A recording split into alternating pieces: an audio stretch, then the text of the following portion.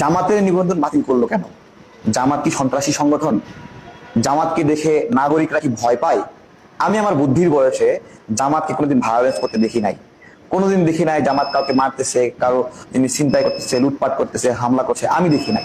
আমার বুদ্ধির বয়সে আমরা আমাদের যখন থেকে বিবেচনা হলো, বুদ্ধি হলো, জামাতকে একটি মানবিক দল হিসেবে দেখেছি। বিভিন্ন সামাজিক কাজ করে, ধর্মীয় কাজ করে, এবং সুন্দর রাজনীতি। বাংলাদেশের যদি কোনো একটা সংগঠনের আদর্শিক প্যাটার্ন থাকে তাহলে এটা জামাতের আছে। আপনি যদি জিজ্ঞাসা করেন আওয়ামী লীগের আদর্শ কি, কি আদর্শ, কেউ বলতে পারবে? আদর্শ কি, কি করতে চায়? উন্নয়নের কথা বলে। উন্নয়ন কি কারো আদর্শ হতে পারে? উন্নয়ন আদর্শ হয় না। ন্যায় বিচার, সুশাসন, গণতান্ত্রিক, এই সব কিছুই জামাতের মধ্যে রয়েছে, যেটা আওয়ামী লীগ বা অন্য দলগুলোর মধ্যে নাই। তারপরেও জামাতকে কেন বাতিল করলো, জামাতকে কেন নিষিদ্ধ করছে? আমার প্রশ্ন এইটা। জনগণ ভয় পায় না, জনগণ জামাতকে ভালোবাসে, এবং জামাতের একটা পবিত্র সামাজিক মর্যাদা রয়েছে।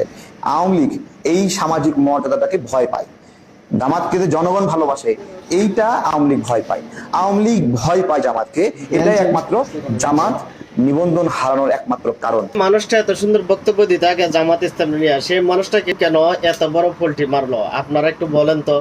অবশ্যই সে টাকা পাইছে, এখন দালাল হয়ে গেছে। আগে কিন্তু সে ভালোই ছিল, এখন এর নাম্বার 1 দালাল।